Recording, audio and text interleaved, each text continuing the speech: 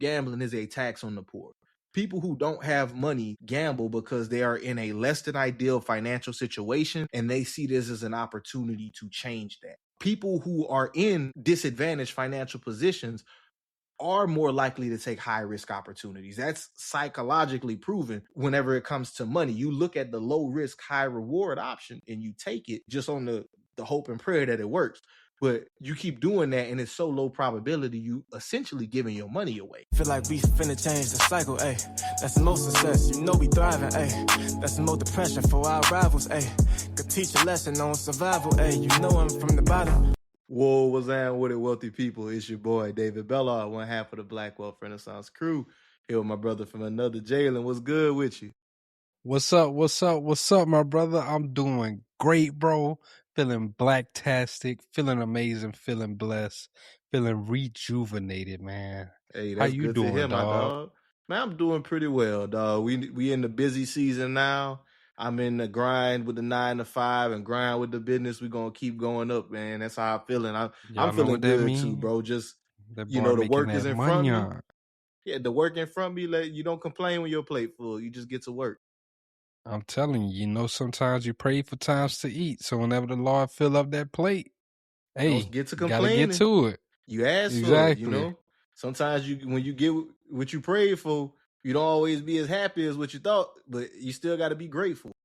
Facts. That's a fact, dog. That actually just made me think about, it was a lady who said, I was watching a YouTube or Instagram.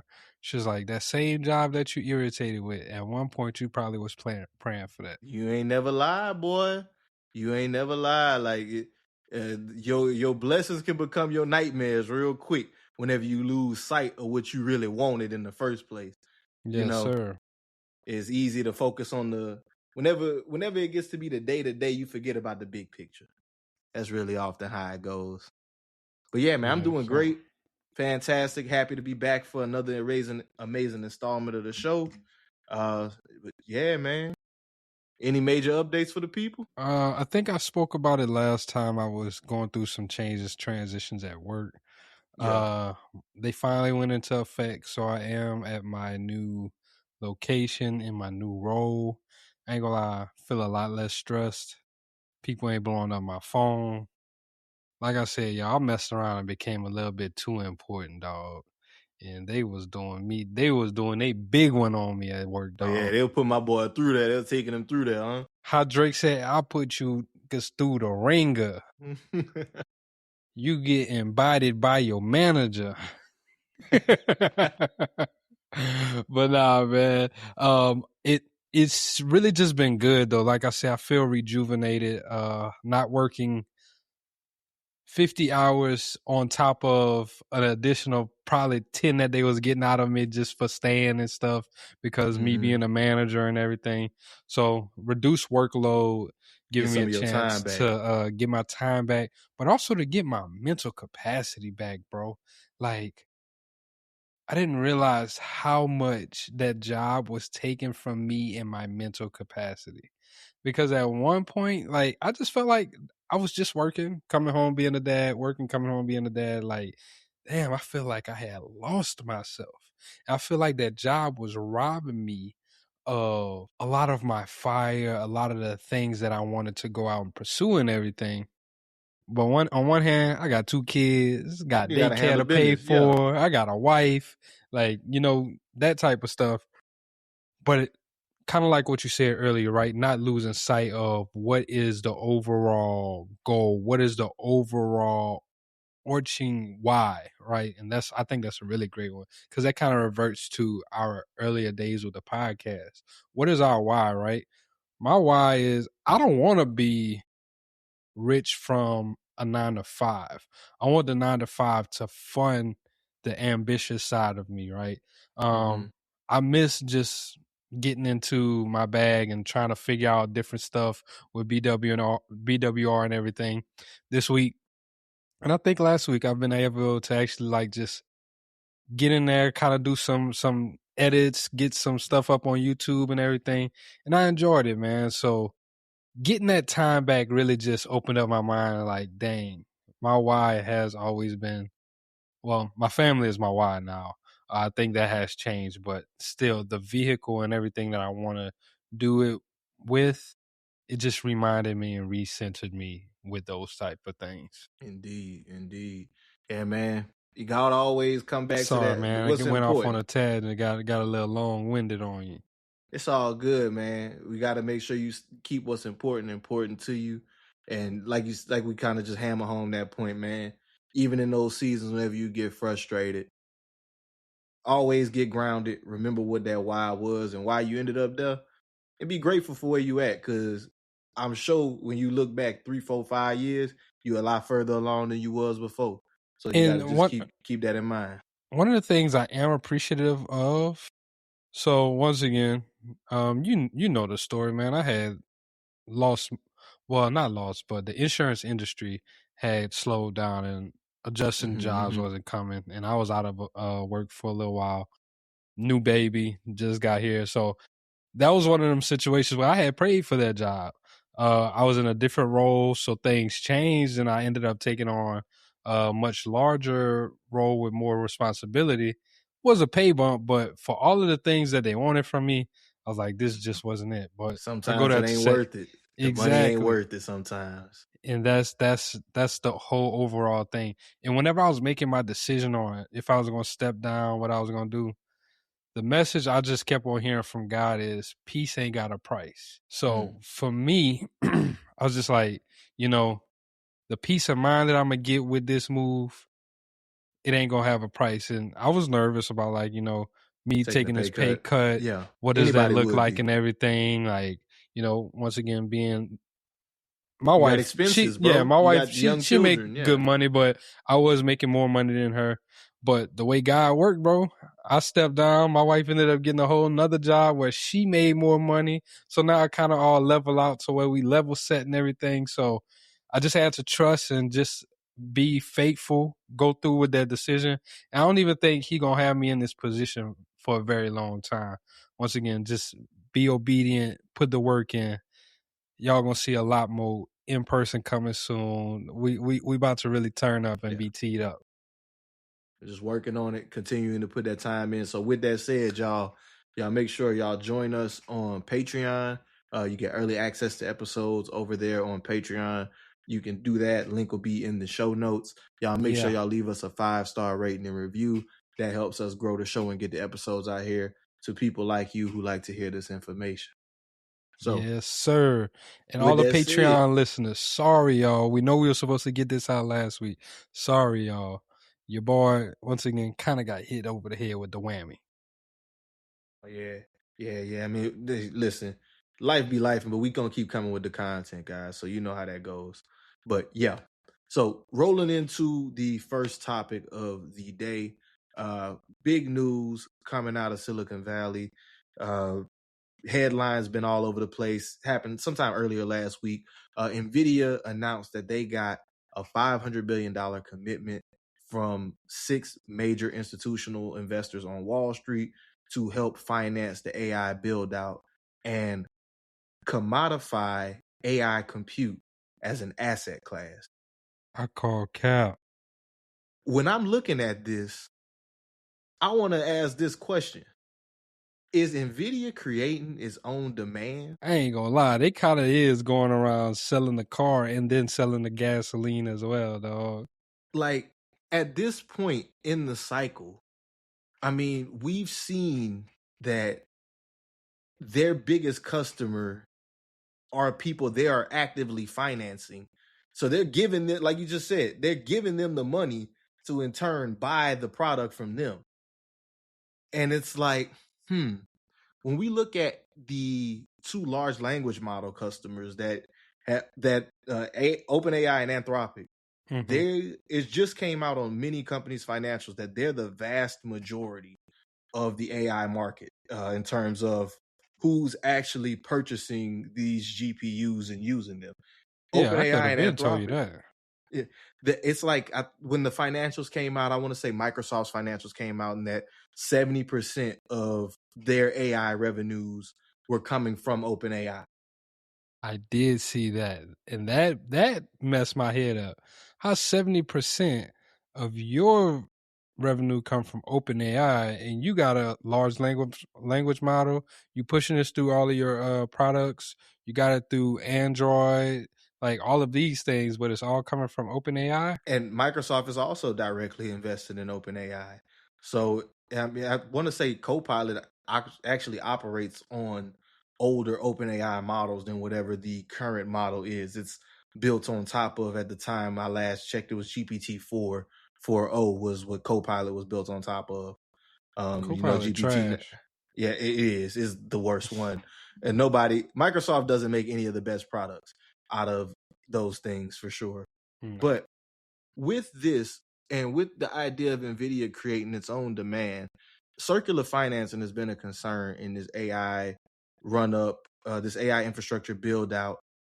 That's been one of the biggest concerns that critics have been vocal of. It's that OpenAI is getting money from Oracle, and they're making promises with NVIDIA, and NVIDIA is giving them money, and the money is just going all in a big circle. There's actually a graphic. I'm gonna put it on the screen for the people that are listening on or watching on YouTube to just give you an illustration of how ridiculous it is and how intertwined all these companies are. And it looks like they're just all passing the bag around. There's like that meme of the Three Stooges where they're all handing the same $20 to each other, like, hey, you owe me $50. And then you hand them 20. Okay, well, now you only owe me 30. And then, hey, you owe me $20. And then you hand the other dude the 20. And he's like, okay, well, now you only owe me 20. And they just keep so on and so forth. It's the same $20, but then they all like, oh, well, I guess our debt's cleared. No, you just passed the same money around. Nobody actually, everybody was owed $60, but the same $20 paid everybody's debt off. $180 didn't change hands. You know what I'm saying? It was the same 20 over and over again. Them boys doing that profit circle from the COVID. the Susu circle. Yeah. The blessing Susu circle. I was about to say Susu circle and profits, they're two different things. The blessing circle. I remember everybody had them little blessing circles. Yeah, the boy man. was trying to get me on them things hard during COVID. He said, man, listen, Dave. Listen. You put $800 in, then you get 800. Two people to join? 5 people to join. And they gonna give you 4,000. Well, wait. I gotta find 5 other suckers to put $800 in? What happens when I can't find 5 people to do that? See, that's the wrong mindset, my brother. You're thinking about this the wrong way. See, they gonna get their blessing after you get yours. NVIDIA was able to find them some suckers. And that's really the question, right? When we're asking, is NVIDIA creating its own demand? Are we the suckers?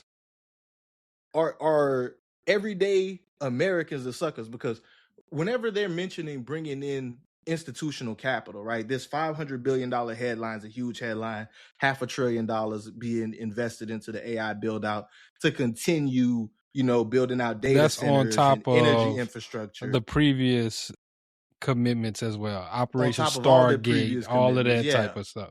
So like they're making these big promises to spend capital, deploy capital, and NVIDIA is actually, they're guaranteeing some of this. So like this mention of $500 billion from these institutional investors, they're all going to be deploying the capital in different ways, helping partners build out infrastructure, helping people build data centers, financing GPUs, all the different aspects of the AI trade they're going to get involved in.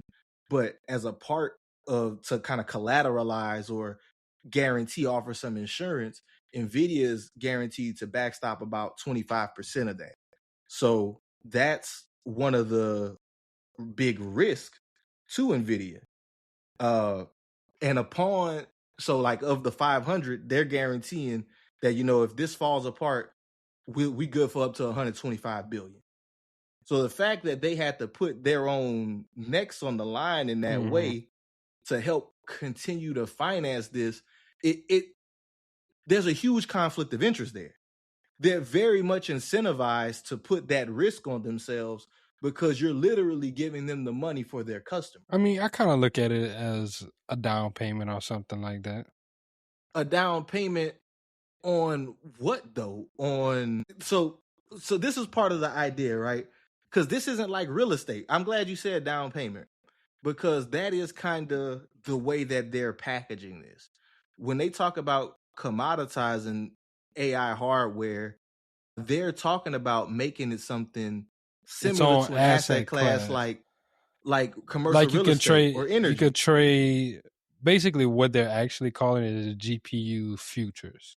An asset class, a commodity. Yeah, They're trying to yeah. make it a commodity. Futures with GPUs where you can actually once again trade it same way that you can trade oil, you can trade soybean, you can trade corn and everything like that. You will be able to trade GPU futures. But so here's where I take issue with this, right? When it comes to the GPUs and they're trying to treat it like an asset class, like some of these other things, and where, commodities that we typically have, they're used like you talking oil, pork bellies, all these other stuff, right? Those commodities, yeah, they're used up in certain ways, but making this something akin to real estate doesn't work, because Why is that? GPUs don't have the same life cycle as some of these other infrastructure categories that you can compare it to. When you're making the case that this is infrastructure that has longevity, that's whenever it starts to fall apart. AI architecture moves quickly, unlike any other technology that we've had before. New models get introduced, new GPU types get introduced, and they move on really quickly. So what happens is whenever a new model gets introduced, the chips that they are currently on the market are worth less. Same thing with like iPhones or anything else. So whenever you start flooding the market with new models, which NVIDIA does relatively often. I'm pretty sure they've released a new model at least once a year for the last 2 or 3 years during this boom, right? You're talking about a new chip model? Yeah, a new chip. Last it was Mm-hmm. Blackwell. There's a new one now. It's like Vera something. I can't remember the exact name, but like they just dropped a new model. And with that, you got these assets that can be commodified, or like they're collateralized against, but they have the potential of losing value. So now you got loans on something that you essentially Basically, can end like up underwater on. you got a fleet of rental cars. So whenever I was Exactly. reading this is what I was thinking about, like the fleet of rental cars, right? Because there's legitimate businesses that rent out rental cars and everything like that, and they still make money. And then as those rental cars come to a certain life cycle, instead of them just letting them go down into the ground, they'll sell them off. So that's something that I kind of thought about, is like, what would that look like, right? What would a secondary market, if they're trying to do this, they got to have some type of secondary market, or they're going to be believing that there's going to be a secondary market, right? Maybe they sell these GPUs to less powerful models, because we do know that, and this is some of the things that I was thinking about. We do know that there's going to be like local models and everything, right? What if one of their business models is, hey, instead of us just trashing these GPUs, we sell them to local businesses and let them run local models. Or I don't know if you saw the story where NVIDIA is actually trying to get people to turn their homes into data centers so they can go ahead and ramp. You didn't see that? Boy, we losing the So plot. What the hell? NVIDIA, so they're trying to sell smaller package GPUs, and kind of like, you've ever seen that Tesla brick where it stores power? Like No. if you've got the Tesla, what's basically it's connected to your house, and it's a GPU and everything, but they will pay you for having it hooked up to your house, for using your electricity and everything. And then in turn, they're running their models through there. So that was one of the things that I thought about, like maybe all the cutting edge goes directly to data centers, and then they try to secondary market it and ship this out to people so they can localize some models and get it that type. Yeah. And I hear what you're saying, but the resellability as we currently see it is very limited. And the reason being, like the example you just gave, that's a solution that doesn't even exist yet. Like what NVIDIA is proposing, yeah, it's beneficial to them. That's a story that benefits them. Hey, turn your house into a data center. We can use these additional GPUs. And where we really run into the bigger concern, in my opinion, and this is where we start talking about parallels to, '01 with the dot-com bubble, is oversupply. So we're continually buying chips, and NVIDIA is getting people to invest money so that they can keep running it up, building these chips, selling them. And what if we're in a situation where the supply doesn't meet the demand? We've started to, you sent me something earlier this week, matter of fact, that showed most Americans don't trust AI CEOs, right? People's opinion of I don't AI trust none of them. has been souring. Like, just the general public opinion of artificial intelligence has been souring. So while NVIDIA is getting money to finance this, you have a large pushback from the public on the idea of this altogether. It's not even irrational exuberance at this point. It's One of certain the players things in the that market keeping themselves in an advantageous position. But one So, of the biggest things in the market that's keeping these people in this advantageous position is our government. Our government is backing AI, and well, for sure, they've openly stated that America being the number one AI producer is like critical a for goal. national security. Mhm. Like, so for me, and I heard someone say this, to go against AI is to go against the interests of the nation. So one of the things that I definitely do hear or see with that is the government is not going to let it fail. This low-key is like the space race to me of our lifetime. Once again, we might not be seeing this thing pan out, but at the current moment, at least, I'm pretty sure in our lifetime, we will see the fruition of all of these data centers and everything. But it does feel like the space race to me right now, because you have China competing, you have all of these other people competing. The only difference is NASA was a government owned entity. Everything else is private companies now. So the private companies are the people that are actually going ahead and creating these things, but the government is still incentivizing them, because once again, Project Stargate, this was a whole big initiative that the government and these private companies came together and say, hey, we're going to incentivize them to build these data centers. And that's why you have all of these things going on right now where they're building it. Sometimes these data centers are going behind the public. I don't know if you heard about the NDAs that happened in Louisiana with Meta's facility, where the governor signed an NDA and they pretty much already knew that this data center was going to come before they even announced it to the public. Yeah, like the backroom deals. That's some very Yeah. Louisiana stuff right there. Louisiana, for everybody that's unfamiliar, probably the most corrupt, one of the top 3 most corrupt states in the entire United States. But you said something that I wanted to point out, right? And you mentioned you think of this as the space race of our generation. And I like that example because it kind of helps like paint the picture, right?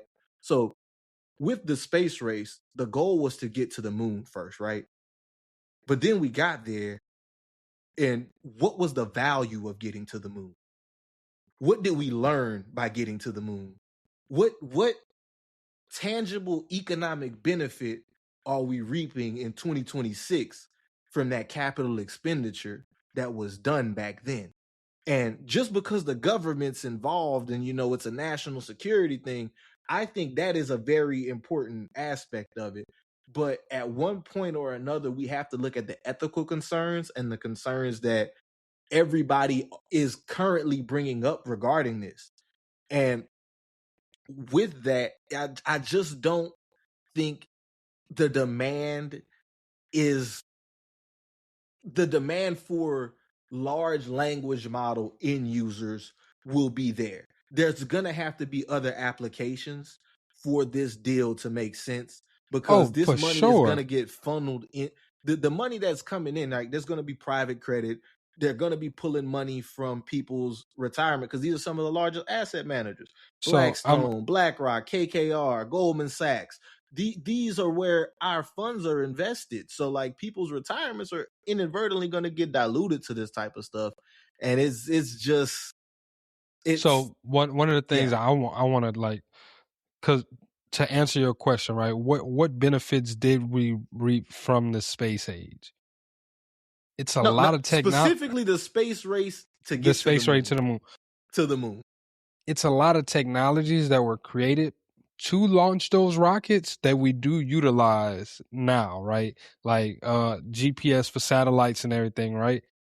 That wasn't readily available to the public until the 1990s.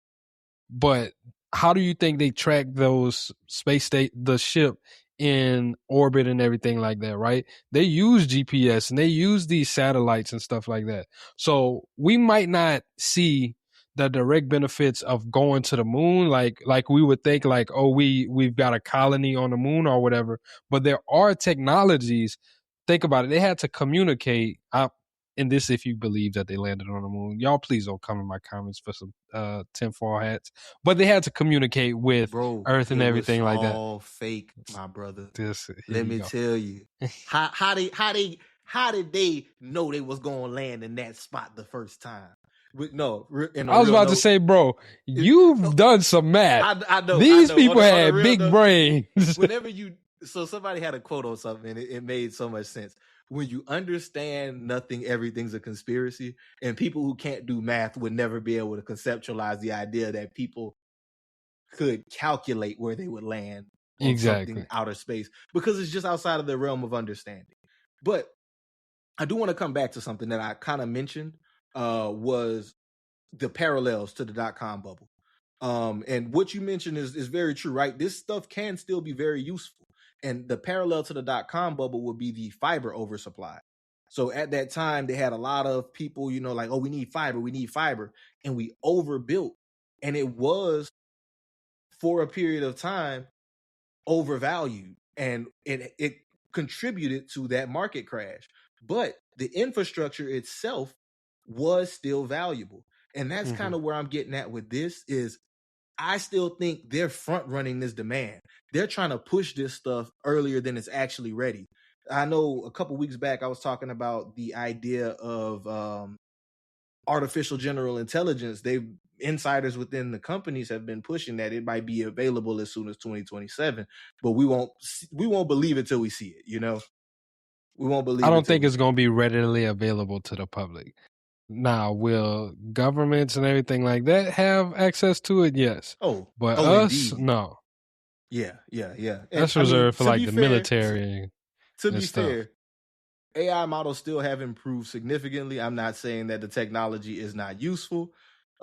Just stating that at this given juncture, I still think we're a little out of the other thing. Our skis. Do you think the public is actually ready for that type of technology? No, bro. People are using. They're huge ethical concerns. Not even just ethical concerns.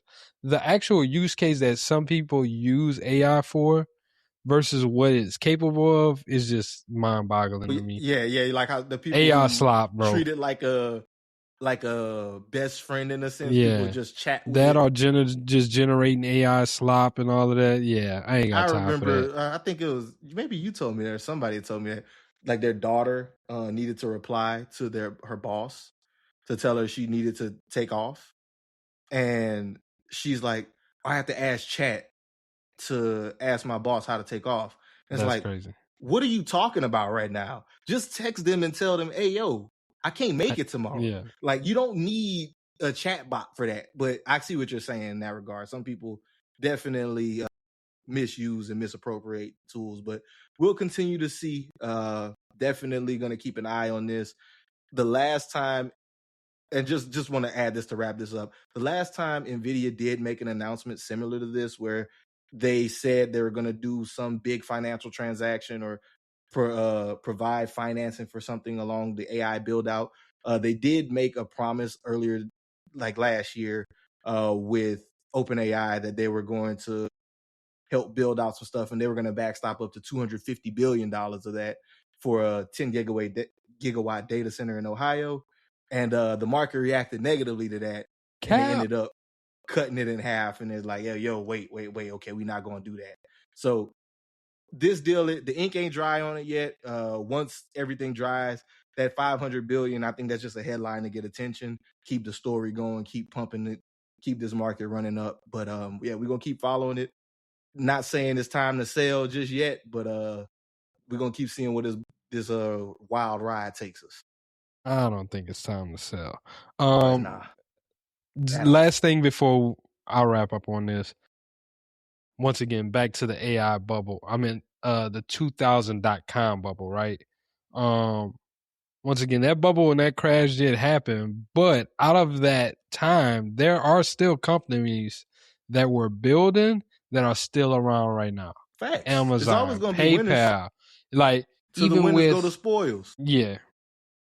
Just pay attention to the people that's building real value. Heck yeah. Yes, sir.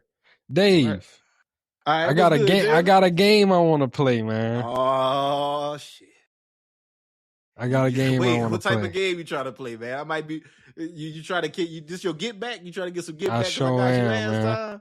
I Okay, sure all right, am, what's man. good then? I'm ready. I'm game. Let's get it. So I want to ain't play never a game. Let's see if you can guess the income classes for each level of income, like each income class throughout the nation. So Okay, the very first level. Can you guess how much money you have to make to qualify as the poverty line? In 2026, poverty lines got to be around 30K. Close enough. Near poverty. Near poverty. If I'm saying 30 is where poverty is at, near poverty 30 to like 45. Okay. You're a little off on that. You could come up on that end part. Was like 30 to 50? Something like that. You're closer. You're in the ballpark. Okay. What would be considered lower middle class? Lower middle class is big now, man. You know, 100K ain't what it used to be. I've seen numbers talking about 100K today is like 50K in the early 2000s. So I'm gonna say lower middle class, we running all the way up from 55 to like 110. That's interesting. Too much, too high. I'm gonna just tell you that. So that's a lower middle class. What would you give middle class? Middle class nowadays, if I'm saying 110, you said 110 too high. So I'm gonna go and say lower middle class stop at 100 even. And middle class, we're going 100 to like 125, 130. Okay. What would you say upper middle class is then? Upper middle class, 130 to 150. Closer. What would you say the upper class are top percent? Top Anybody 1%. making over like 160 a year. Boy, you hit that one on the money. Oh, listen, cold with it. Sniper gang, you feel me? Relax. Right. That's the only one that you hit on the money. Run it down, nigga. Come on, man. Nah, man, I'm gonna keep my answers for the end of the show. I will reveal my answers at the end of the show. You on some bullshiggity, man. You better tell me these answers right now. Nah, man, y'all stay tapped in. We'll release these answers at the end of the show. I'm gonna tell David. So Jalen is holding off on the answers. Y'all stay tuned to the end of the episode. We'll get those to you. So moving on, man. Next topic that I wanted to get into. This was actually something that came across the timeline and I thought was very interesting. And that is regarding one of our favorite topics, man. What's the that? New crack. Sports betting, bro. Yes, sir. Hey, and let me tell you, they got a whole set of fiends. And them boys is called Generation Z. They sipping the Kool-Aid bad, brother. Tell me what Prize Picks did, man. Man, Prize Picks got them boys in a chokehold. So, a new survey found that 52% of Gen Z moved money from their stock portfolios to sports betting platforms within the last year. Man, hell nah. They actively pulled money out of the markets to invest in sports betting. And here's the kicker, Jalen. The survey that was done It was performed by Betterment. They I gotta found that. stop you, bro. They could have just traded options if they wanted to Bro, do no, that. listen, Jalen, you're not even hearing me, bro. 26% of the people who participated in this survey actually consider sports betting to be a part of their long-term financial strategy. When you say long term, what do you mean? So they're looking at it as an investment portfolio, as an But investment how? platform. They're spending their time, energy, and effort watching the sports. They're researching. They enjoy but I it want to more know, than the how is stock it market. considered a long term investment? Because I do know that there are particular bets where you can do at the beginning of the season, right? Right now, football like a season long-term position. Yeah, football is about to start. You can bet on who do you Who's gonna feel win the like is Super going Bowl. to. Yes, those And you type can of things. trade in and out of that position. Okay, so that's what they're considering long term investment. That's how they're treating it. They're believing that this is a long-term investment and that they can get better returns using sports betting than they can in the markets. Now, everything we've talked about on this podcast up to this point has proven that is to the contrary. But I do think that it's interesting. I feel like R. Kelly right now. That's stupid, guys. Use your brain. Use your common sense, huh? Come on, man. Yeah, bro. Yeah, bro. It's kind of scary out here. Last statistic that I want to add into here before we get into the discussion a bit more is a study by the Journal of Financial Economics found that upon legalization of sports gambling, contributions to brokerage counts fell by about 20%. So it may not just be Gen Z that's doing this. Across the board, people are starting to treat sports betting and prediction markets in that same thread, that same breath. They're treating both of them as long-term financial vehicles. So what I want to ask and open up the floor on, Jalen, is, have the lines between investing, betting, and gambling been blurred in this white hot market that we're in? Blurred ain't the answer, dog. Blurred lines, ain't it? Tie-dyed, crisscrossed together, blended. Ain't no line, huh? No, whose line is it anyway? But the craziest part is some sports betting still not legal in all 50 states. So 39 or 50 though. Okay. Anyways, it's still not legal in all 50 states. It's almost 80% of the country. It is still no clear federal law. There's no oversight to it. There's no, something happens, like you're protected by the FDIC or anything like that. There's nothing, no SEC, no nothing. Yeah. Nothing that's going to go ahead and do this. And if we're talking about long-term investments, I feel like whoever's operating within that, like, they need some type of licensing and everything like that. So I think that it's just preposterous, if you ask me. It's really, really crazy that the government is allowing this to happen. But once again, this goes back to the corruption economy. Facts. A lot of this is just pockets being lined. I bet you, if we go back and look at when sports betting was legalized, it was under Taco's administration, probably the first time. I think like 2018, something like that. Yeah. The other thing that I can think about whenever you said, around that time, investments fell, is also, how was the economy doing? Because whenever we think about investing in a stock market and everything, right, the thing that a lot of people get scared of is all of the jargon and all of the things that they feel like they have to know to invest into the stock market, right? Learning how to look at charts. You're looking at these things. Once again, we talked about it. A lot of people ain't good in math, bro. They don't know how to read no chart. A lot of people, the literacy rate in America, and we're going to get to this later in the podcast too, because that's another topic I want to talk about. But the literacy rate in America is extremely low, right? So with sports betting, the way I look at it is this is something that's easy to grasp, right?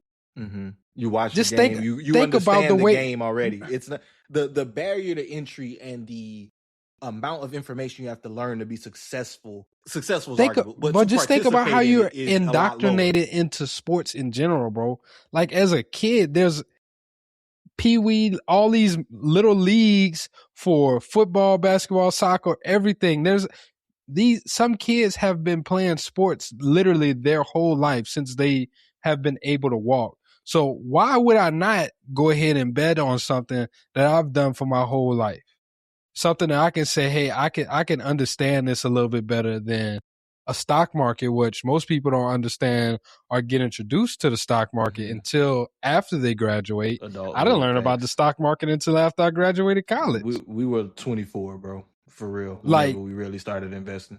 when you really think about it, it's like I get why people are looking at it that way because yes, it's a lot easier to understand, but at the same time, you still got to be good at math because you're playing the odds, you're doing once again probability and all of these type of things. So it kind of is, kind of isn't the same. I'm not a fan of it, dog, because I feel like this is going to be kind of like how Martin Luther King said, "I have led my people into a burning building." Whenever the shit come down, it's gonna come down hard. Yeah. And kind of going back to that original question with the lines being blurred between investing, betting, and gambling, I 1,000% think that's a big factor that's played into it.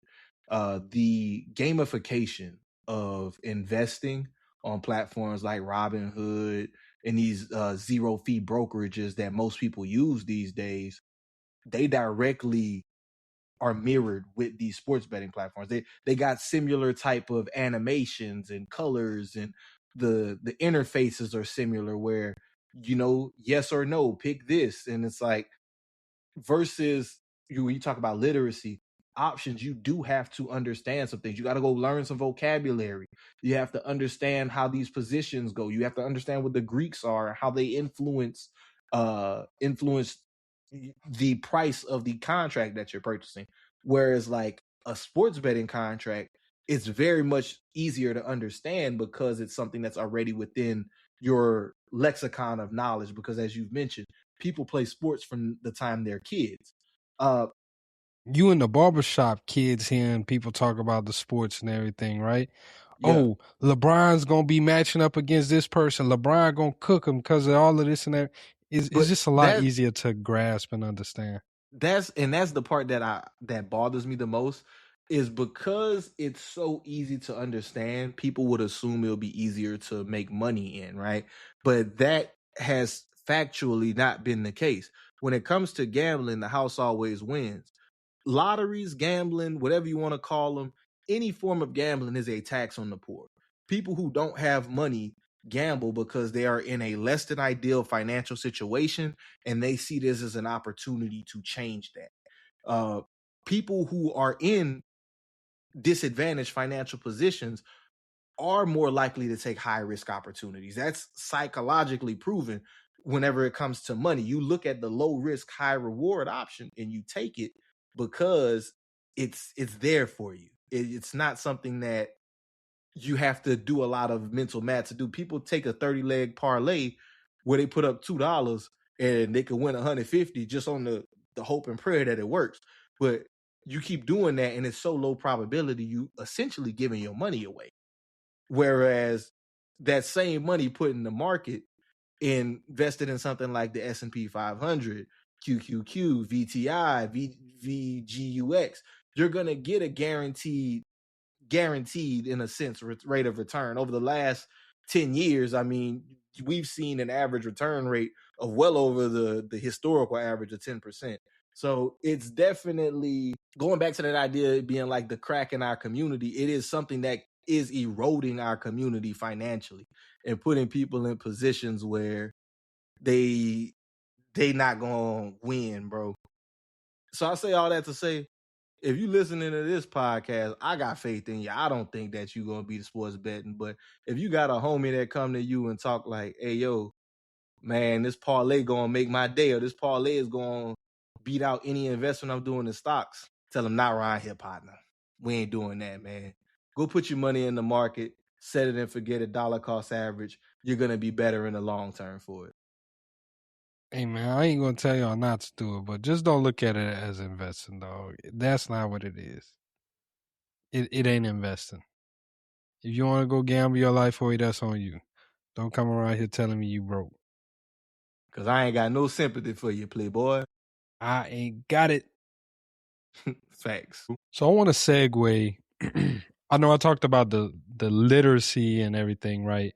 The literacy rate in America. I actually want to talk about a lot of universities and institutions are tapping into their endowments. David, are you familiar with endowments and how they work? Yeah, so kind of, sort of. There's the money that the institutions invest to make sure they got money, is what my understanding of it. So the way endowments work, endowments are set up by donors.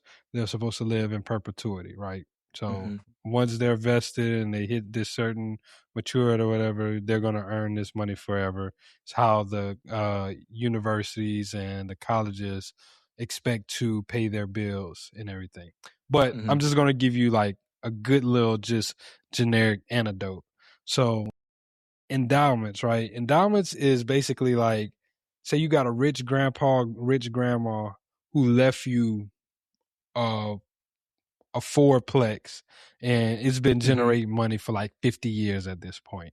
Cash flowing asset, we up. But it's in a trust. Okay. So the one thing that the trust says is you cannot sell this asset no matter what happens. Cannot sell it. I can do something with the cash flow? You can, but majority, they're going to say, hey, 80%, 90% of this cash flow you must use to send our descendants, any child, any descendant of us, to college. 80% of that cash flow. The other 10% of the cash flow, you must use it to maintain the property. You can use it to pay for certain things and everything like that. But majority and bulk of it is going to go to sending our lineage to college, right?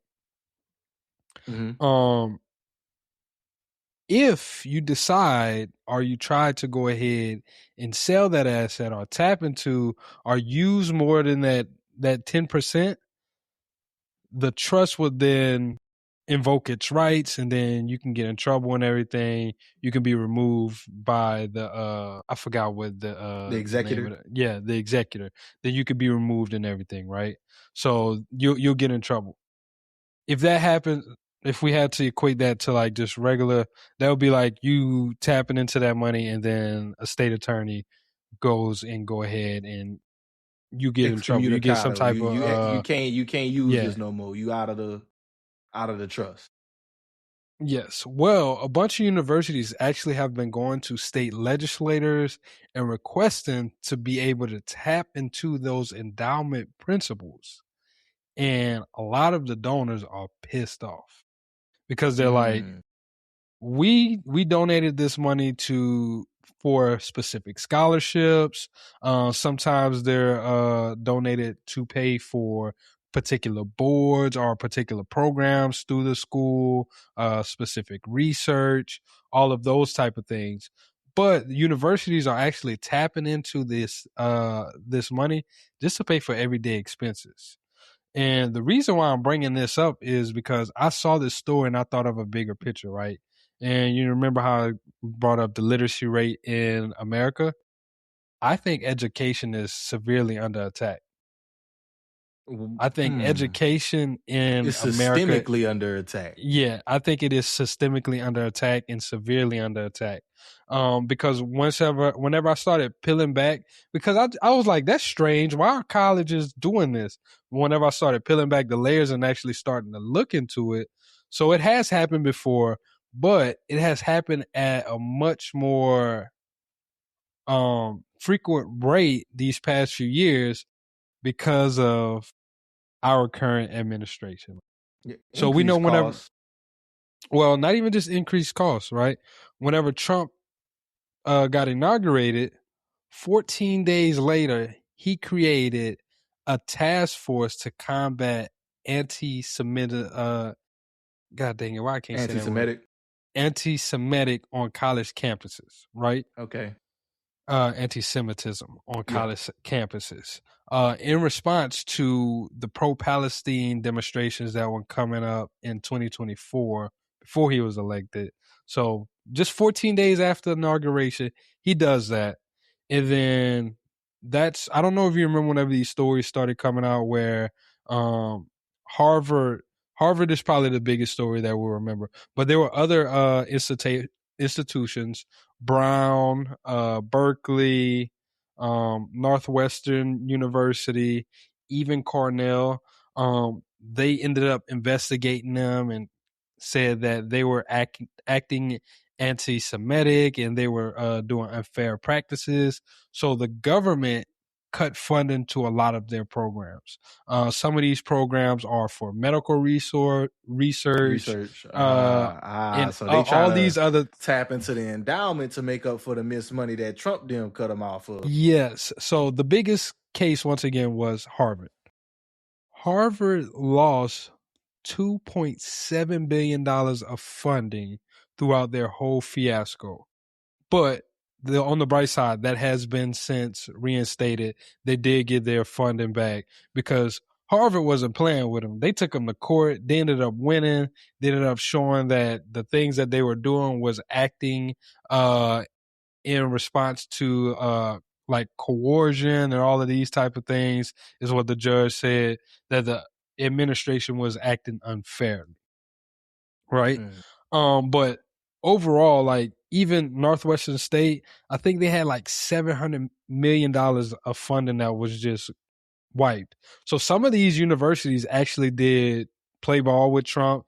They ended up settling with him. Of course they Brown did. Brown settled to pay $200 million over 3 years to the government for their quote unquote anti-Semitic practices. But it was just so interesting to me that a lot of these Ivy League schools were targeted. And then even just whenever I look at America in general, whenever I think about it, I remember growing up, education is how you kind of determine the health of a nation. I remember us having to learn math, and I remember them specifically kind of talking about how the Chinese kids were doing math differently, and they wanted us to like learn all of these type of things.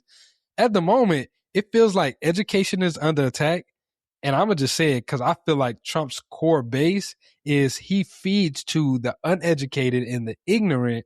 So why not attack the educated, attack the people who are informed?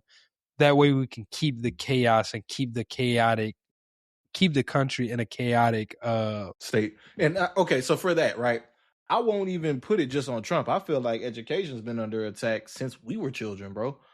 You're right. Implementation No Child of Left programs Behind. like No Child Left Behind. Like we've seen the degradation of the American education system in real time without real investment to improve it. And not just Trump, but the right wing politics and conservative politics often prey on ignorance. They, like you just mentioned, they like to keep the chaos going, race wars, class wars, gender wars, so that we don't actually pay attention to the fact that, hey, the stuff they got you focusing on right now isn't the actual problem. And it's not going to help get us closer to these solutions, right? So it makes me think, when we talk about the lack of education and the lack of investment in education, you can see it in real time on the internet, where it's like people will engage that dude with topics. that come with that gift card, that little card. Hey man, read that for me. That Like, boy, not even those videos, bro. Those videos are disheartening to say the least. But like, I mean, like people engaging critically with political thought. So like, I seen a post one day where a lady was like trying to explain socialism, and she's like explaining socialism to her kid. And she's like, "Well, you do chores, I give you $10, and then I take 6 of them back, and I'll give the money to your siblings that didn't do no work, and that's socialism." And it's like, that's not really how that works. But whenever you don't encourage people within the education system to learn about these things. You propagandize them to understand only what we grow up in, and you don't have that that internal guidance to educate yourself.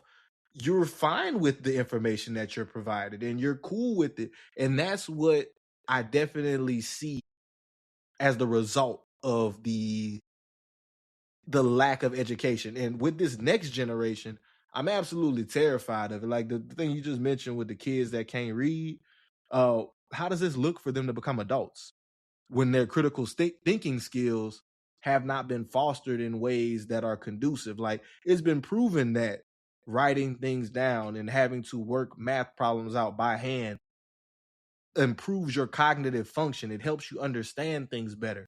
So, when I think about thinking, it's not like a linear thing. This is a multifaceted thing. Like, your brain doesn't just work in one way. So by not, I like almost like a video game, right? Think about the skill tree. You can go work on all these different skills. They're not developing these skills. So they low rated in a bunch of stuff, and they might be hyper focused on something like, we see a lot of kids want to be content creators today. They might know everything it is in the world to know about content, but don't know anything about math or science or things that have been foundational to us as a society progressing. So yeah, I agree with you. I think it's definitely under attack. The right wing, I feel like, has a large part to do with it because they want to stay in positions of control. And the easiest way to control somebody is to make sure they don't know. One of the other ways that the administration was attacking schools is raising their tax on endowments too, bro. So wait a damn minute. So you mean to tell me he go tax the educational institutions, but his rich homeboys and them, they ain't gotta pay no all taxes? the tax breaks. So it was traditionally set at 1.4%. He wanted to raise it to 20%, but whenever they passed the big beautiful bill, capped it at 8%. So still with that, right? And it's nonsensical because the reason they definitely targeting higher education is because there's a direct link between your level of education and your political beliefs. People of higher education, academia, tend to lean left. They tend to have more socialist ideologies when it comes to politics. So this isn't a direct attack on funding that system. The direct attack against funding that opposition. I mean, art of war stuff, I can't blame them. But whenever we talk about the health of the nation, it's definitely not in the interest of the people, which, I mean, that's been abundantly clear through the entirety of his administration. I'm just ready for this entire fiasco to be done and us move on from Republican leadership for at least the next decade. We can't go, once they get out, we cannot let them back in for at least a decade and a half, bro. I need 3 blue presidents after this because Trump is full of shit. You, bro. I'm not on the Republican versus Democrat. We gotta stop letting jackasses in here, bro. I like to say that too, Jalen, but whenever you start running down the numbers, we can't say that, no, bro. We really can't. Like, I want to say I'm not on the Republican versus Democrat, but when we run the track record down, bro, who leads to recessions? Republican leadership. Who increases wealth inequality? Republican leadership. We got to get real about this stuff, bro. Like, yeah, they talk a good game, but when it comes to what they actually enact, they never benefit the people, and they are actively driving the squeezing of the middle class with their economic policy. So yes, we do need to go in the other direction, and we need to stay there for a while. And we do need people who are not moderate Democrats. We need socialist Democrats like Mondani and them to bring shit back in the other direction, because we've gone too far to the right at this point. Obeezy, love him to death. Obeezy was a very moderate Democrat. He didn't make many changes in terms of big sweeping changes outside of Obamacare. And that's cool. Like, first black president, love him to death. Shout out to Obeezy. But we definitely need changes in that regard. Which I do agree with you in some aspects, because the fact that Texas has been Republican for 30 years, it's kind of mind-boggling to me, dog. I mean, it's you look at the track record. I see a lot of people like bring the memes up often, where it's like, man, you need us to bring law and order and control to this situation. It's like, bro, you've been in control for 30 years, and now look what y'all trying to do. Y'all trying to put up flock cameras. Y'all prosecuting women for getting abortions across state lines. Y'all not finding missing children with this technology. It's so many actual crimes that this technology could solve, but instead you're using it to create a surveillance state. That's not the type of leadership that we need to be investing in. I have no argument there. I still just feel like they two wings to the same bird. I can't keep making that argument. It's a non-argument because I feel like we have a recency bias. Up until Bill Clinton, it wasn't that way. And we gotta get back to the roots. Like let's get back to the roots where they're actually aggressive on, hey, guess what? We're gonna have to raise corporate taxes. Hey, guess what? We're gonna have to change the marginal tax rate for people who make over X amount of dollars. Those types of things will have to occur to bring parity to the situation, because we've seen wealth inequality be at its worst levels probably since the Gilded Age, robber barons and shit, when niggas was peasants. You trying to be a serf, my nigga? You trying to go to neo-feudalism? You want to live on your lord's land and farm that bitch so he could give you three potatoes out of the 100 you done farm? And a bushel of beans. Over here living like a slave, man. Hell no, man. We ain't doing that.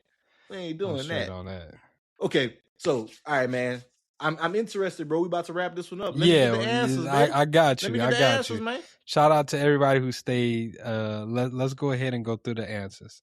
So poverty line is 25,000. Bring the question back before you answer it. Okay. The question was, what is the well, we're doing guess the income class based on the amount that you had to earn per year to fall into these particular categories. So for the poverty class, $25,820. Okay, so I was just a little high on that. Yeah, you was just a little high on that one. Near poverty, $25,820 to $52,000. I was close. You was close, but you did overshoot. By lower middle, by like 2.5K. Cause I said to 55. Nah, you said to 60. I mean, I said 55. We gonna run it back. It's okay. Lower middle class, 52,000 to 80,000. You went to I overshot that one. I said 100. Too high. Yeah. Middle class is $80,001 to 120. Okay. The upper middle class is 120 to 160. Anything above 160 is upper class. Man, I got them last two for sure. You only got one on the money. Man, them last two for sure. I was close enough. Y'all got to give it to me, man. Audience, what y'all think? Y'all think you should give it to me? I think I got it, man. I think if that was a test in school, that shit would be wrong. You a hoe. No, it wouldn't be wrong, you see? Because No Child Left Behind these days, the new grades they still would have said it was wrong. Boy, you just would have passed. Tripping. I'd have passed, son. They'd have gave me the right answer. They'd have just changed. They said he close enough. Margin of error. He's within 5,000. I don't know. Speaking of that, I don't know how true this is. I saw that an A is 80. 80 is an 80, bro. I said, man, what type of crap? Hey, I believe it, son. That's why you kids stupid now. I remember I had a B as a 90. Yeah, bro. A used to be a 94 whenever we were. I was about to say, I thought it was like a 92. It was a 90. Well, they changed it while we was like, whenever we got older, it went down some. Whenever we were kids, it was a 94. But because I remember, I had changes in every state. I had like a 93 one time, and it was a B or 92, and I'm just like, bro, I Yeah, only missed two A was a very questions. small range whenever we were kids, and it's just progressively gotten wider. I know by the time I was an educator for that brief stint, it was 90 and above, and it doesn't surprise me. I'm not gonna say whenever I was doing it, bro, with the way the kids wouldn't thinking and didn't have to do it, they had the Chromebooks in class and shit like that. Man, And that's the issue. A lot of these kids got the internet that they can just they don't feel like they have to don't think. have to, no critical thinking skills. Bro, I'm teaching 100 kids, 60 of them failing. I'm talking D's and F's. They have to change the scale because they just told me to just adjust the grades. So it is what it is, man. We'll get things going in the right direction. What I always say though, is start at home. Teach your kids. Don't rely on this system to teach them, because if you rely on that, they're gonna be in a worse predicament than you. You want to make sure your kids do better than you, not worse. Toe up from the flow up. Yes, sir. Yes, you got anything else, Dave? No, sir, man. That's it. That's all, family. As always, y'all, appreciate y'all for listening. Make sure y'all leave that 5-star rating and review. Join us over on Patreon. New episodes drop early over there. Get early access. So that's it for me, man. What about you? Nah, man. I just want to say thank you to everybody who listened, everybody who tapped in. Once again, y'all do join that Patreon. We appreciate y'all. Thank y'all for just rocking with us. Y'all leave us that 5-star rating and review on all of our audio platforms, on YouTube, all of those type of things. Y'all tap in with us. All right, for sure. Well, until next time, family, this is Black Wealth Renaissance signing out. Peace. Feel like we finna change the cycle, ayy. That's the most success, you know we thriving, ayy. That's the most depression for our rivals, ayy. Could teach a lesson on survival, ayy. You know I'm from the bottom.